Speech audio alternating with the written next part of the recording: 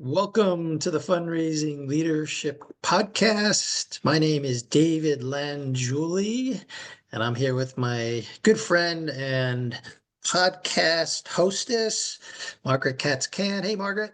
Hey, David.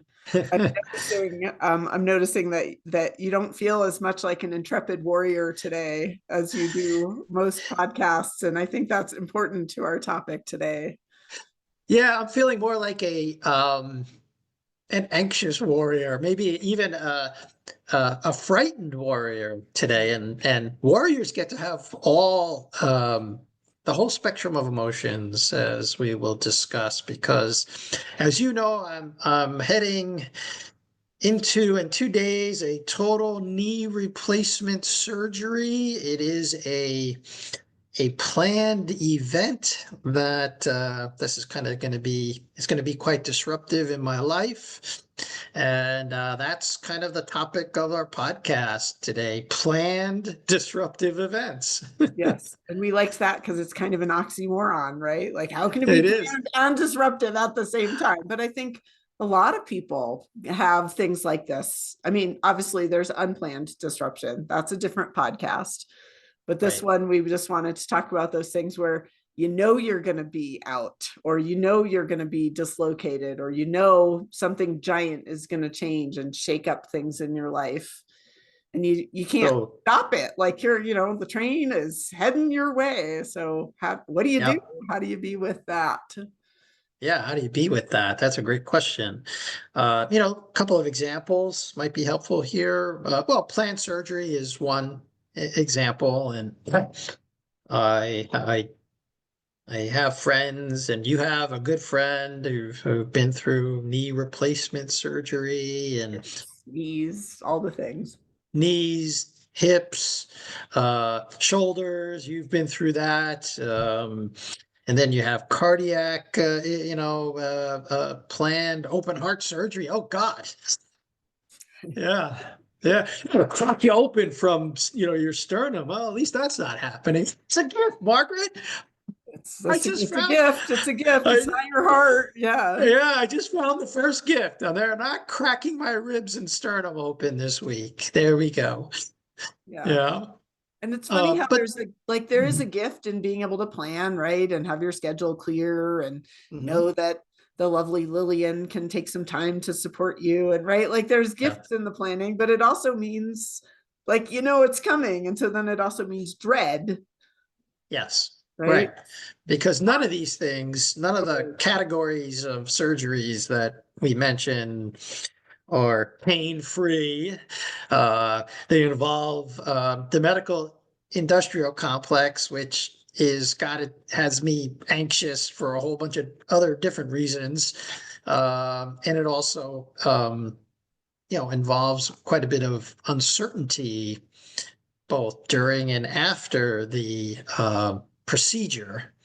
Yeah. You know what Um, I think might be the hardest thing for many of our listeners is um, who may or may not have named this for themselves, but this idea where you're about to lose a metric ton of independence, right? You're going to have mhm, to ask for help and receive mhm. help in a way that is wildly uncomfortable for so many Yeah, people.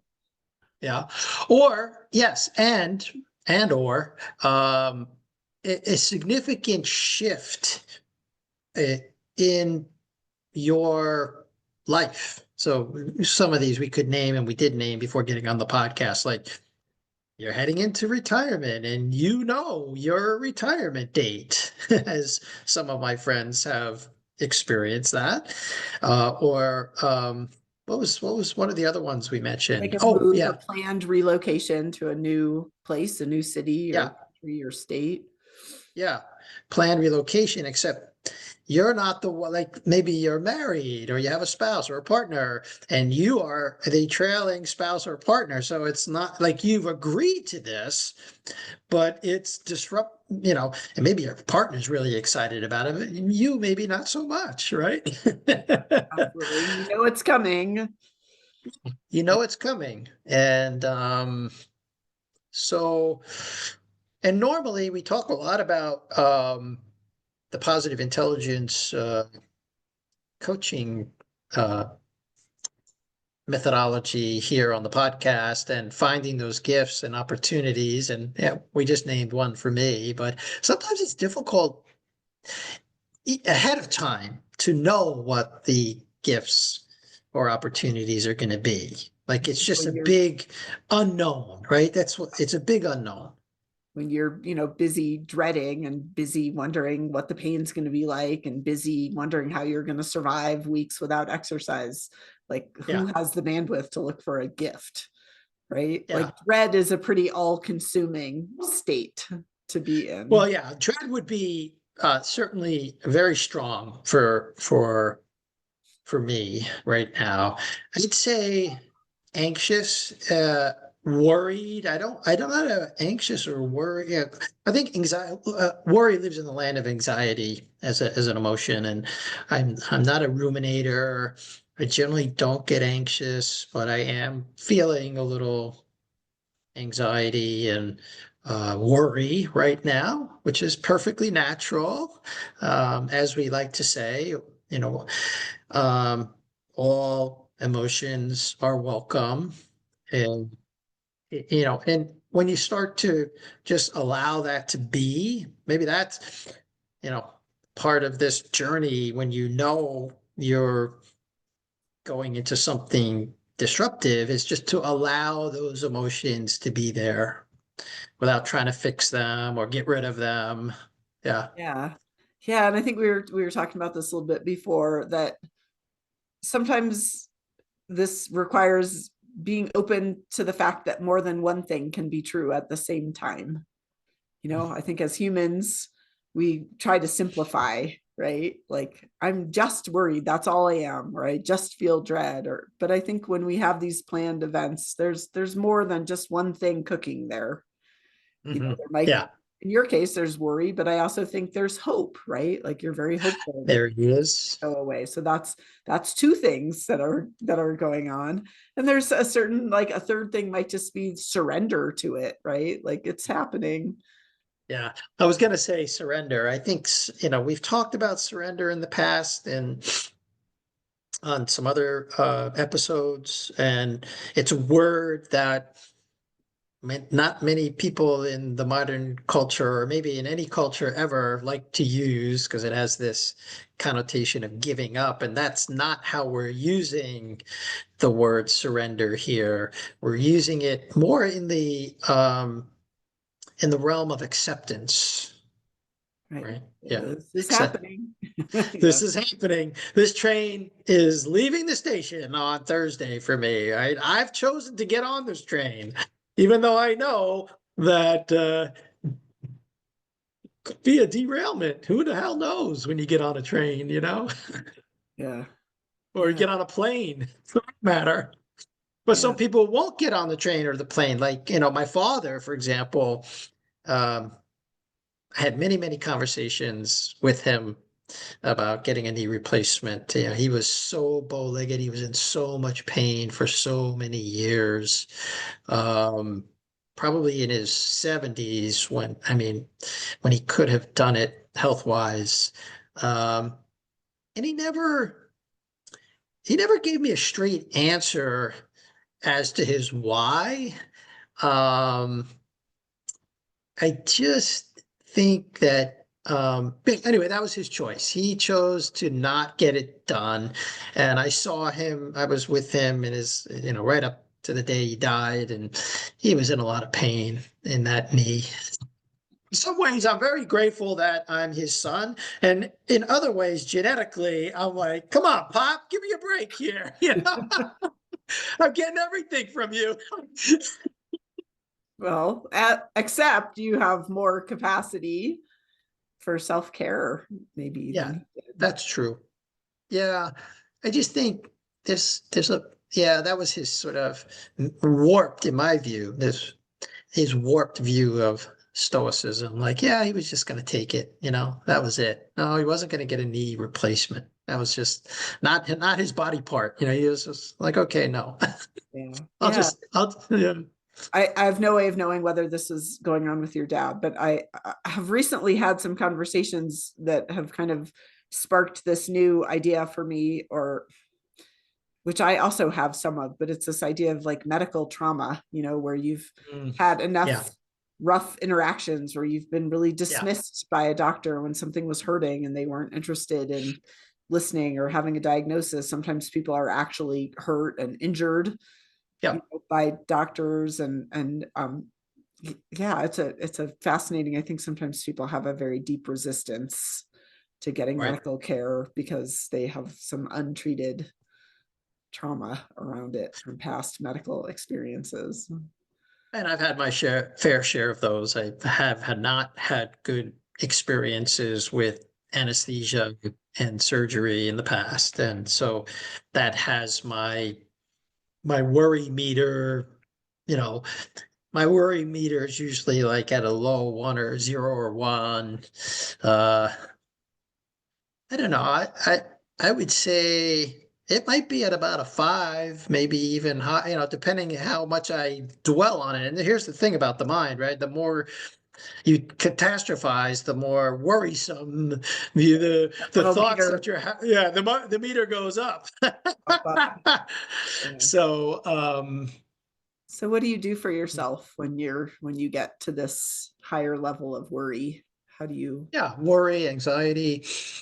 I well, your tattoo always helps. Trust everything.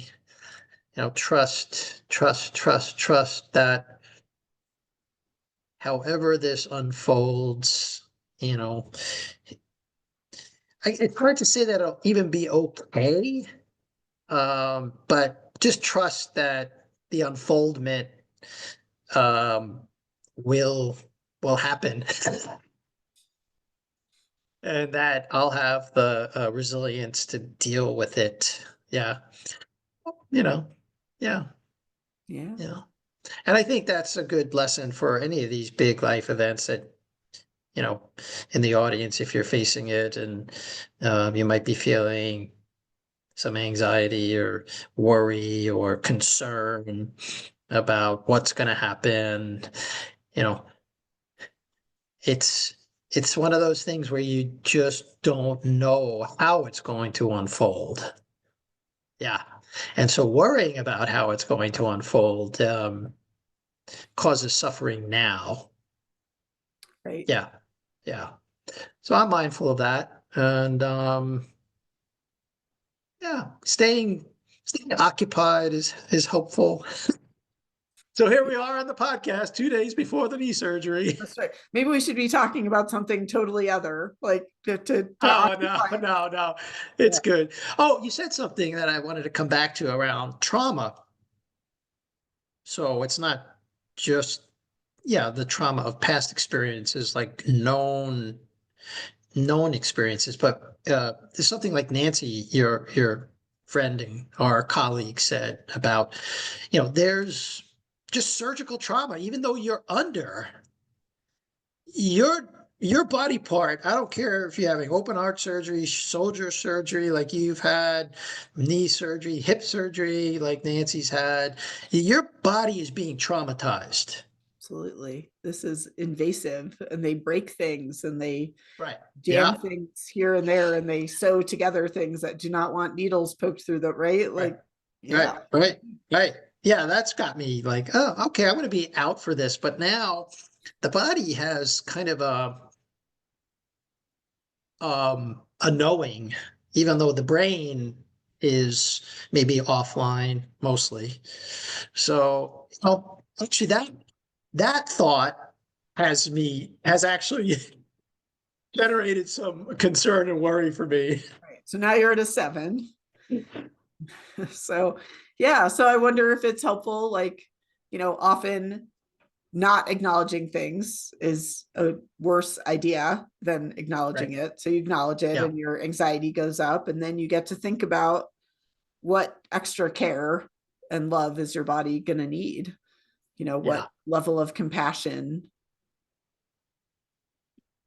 And that goes true for these other life events, not just surgery. I think, giving, as we've said many, many times, the shorthand version of compassion, because I don't think many people have a sense of what that word means, especially in the realm of self-compassion, but it's like just giving yourself a break. That's like would be a modern expression of it. Like, am I willing to give myself a break, for these next 6 to 8 weeks as I recover? Yes, I'm willing to give myself a break. Life is not going to be as usual for me. So, you Yeah. know, keep coming back to that can be helpful. But Yeah. I also think this idea after surgery, going with this notion that yes, your body has sustained a trauma while you were anesthetized. How can you find extra patience? I know that's your word, and extra grace when your body's just having a temper tantrum, right? Because it's unhappy and it doesn't feel like healing on this day because it's still, recovering from somebody cutting into it with a scalpel. I mean, Like, yeah, unlike what, I guess I can't remember Mr. Garrison in South Park said, drugs are good. not a South Park watcher, but No, yeah, not in South Park, but in this scenario, drugs are good. Although we've talked about this on the podcast here. Folks in the audience know that Margaret and I are very sensitive. That means not only around the emotional field, but also our nervous systems are very sensitive to drugs. And so actually ask the doctor, because I cannot take like Oxy or any of that stuff. It just doesn't, I can't, it just can't deal with it. So he's put me on he has prescribed a pain medication for me. And just as a sample, he said, yeah, just take one of these at night, one night before the surgery. This is before my follow-on visit with him, and see how you do with it. I did pretty well with it. So that was good. And taking aspirin or, for blood thinner. So yeah, you got to do the things, right? You got to, and just realize that there'll be some discomfort. And yeah, I'm no stranger to discomfort, so I'm not too concerned about that. But for a lot of people, the discomfort might be a big concern. yeah, So drugs are good. yeah. And I just keep coming up like to this metaphor of, the idea of planned disruption. I was thinking leaving a job, like knowing that you're Mhm, leaving a job would be mhm, another example, right? mhm, mhm. Yeah, Or having yeah, a person who's in hospice. You might not know exactly when that person is going to pass away, but it's coming. right. Oh, that's a big Like one. there are just some really important metaphors and themes from, prepping for surgery that also apply to some of these other. Well, you and you've had one parent recently who died, and I've had two, and not so recent, but not too long ago. And as much preparation as I kind of knew that these events were inevitable, and when they started to come to their um, conclusion, you know, um, just being, just surrendering to it. That's the word, Yeah. I'm going to name surrender. it. And I think what we need to surrender to is grief. Grief in I that don't just case. mean, I don't know, I think in all these cases, I think there's grief when you leave a job. Yep. There's grief, for You medical leave a you leave a procedures, you leave a community to trauma. travel, yeah, cross country, It's just, grief about the ending of your work life, yeah, exactly. And yeah. so that's where the surrender is maybe key, Yeah. in letting yourself grieve. And is it a gift to know ahead? Is it not a gift? I don't know. I can't answer that. But I Yeah, think that's a really good question. when we push against the things that are happening, we're trying to keep the grief down underground rather than feeling it. Yeah, that'd be a good inquiry for the audience, like an inquiry, kind of like a big wide open question, like, are you someone who would rather know or not know? Yeah. Yeah. Like, do you want to know when you're going to die, or would you rather not know? Yeah. Uh, Would you rather have time to contemplate a hard thing, or would you rather be surprised by it? yeah, really good inquiry. And what does it mean Um, about you, depending on your answer, right? yeah. With no wrong, there's no wrong. I'm just curious what it might And say. here's the thing. We're all going to confront things that are both planned and surprises in our lives. So I think that's a really good inquiry to leave the audience with. Like, are you more of a I'd rather be surprised person? Or are you more of I'd rather know and plan person? And when the other thing happens, how are you going to deal with it? Because it's going to happen. Yeah. Yeah. What kind of which answer would you give for yourself? I'm in the midst of the knowing the planned disruptive event in my life, and I'm feeling the some of the emotions around that. And I would probably say right now, I'd rather this thing have not known and just happened. Yeah, that's But fair. on any other day, if I had broken my leg and I was dealing with the recovery afterwards, I probably said, I wish I would have known that this was going to be happening.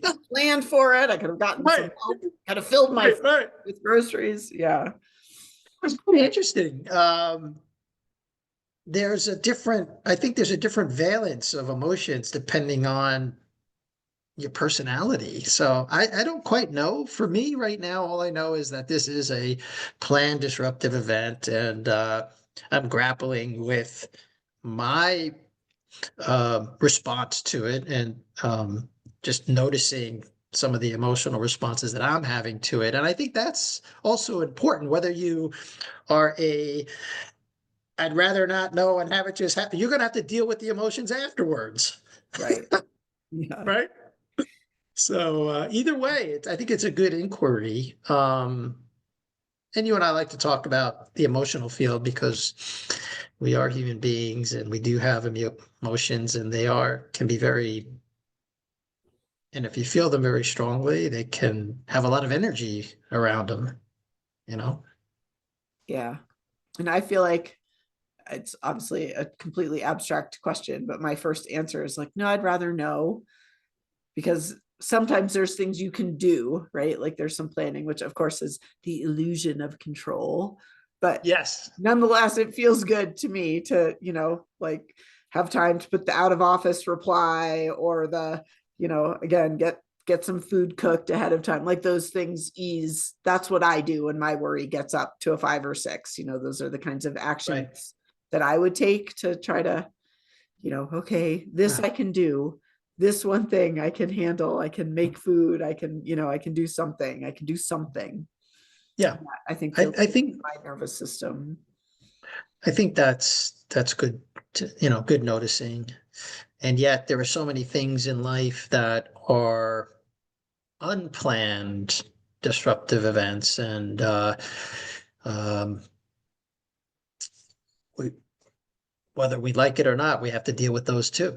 Absolutely. So I think that's a good place to leave the audience. And if you are, by the way, in the audience, and you are in the midst of experiencing a planned disruptive event in your life, one thing you can do is work with a coach and sort through these emotions, as Margaret helped me do today, and actually we did right here on the podcast. So Yeah. that's one of the benefits of working with a coach and having a planned disruptive event. You get to seek help, go see your therapist, contact one of us, to talk it through. Yeah. And we say as coaches that, often the thing that's happening, the to do, is that it's happening. That is not an area sometimes in our lives where we have control. You have a boss that you're really struggling with. There's a long list of things that you can't change. Other people, you can't always change the circumstances, but coaching lives in the realm of where you almost always have choice is how to be with what's happening, how to manage the worry, how to Yeah. show up, how to be tender with yourself. Those are the places where we have so much more choice. And Yeah. that's And I would say if you're on the other end of the spectrum and you're on the receiving end of an unplanned disruptive event, like you get fired or you get laid off, right? That's another good case to go work with a coach, because then we can help you process a different set of emotions on the other side of that. yeah. Yeah. Right. So either way, reach out to one of us. That's, I guess, if you're having a planned or unplanned disruptive event, we'd love to help you. Yes, and we'll check in with David in a couple weeks, and I know if you're thinking about him, he'll be posting probably some parts of his journey on LinkedIn. I will post. I'll do a pre-post and maybe one or two afterwards as things unfold. Yes, as they do. All right, take care.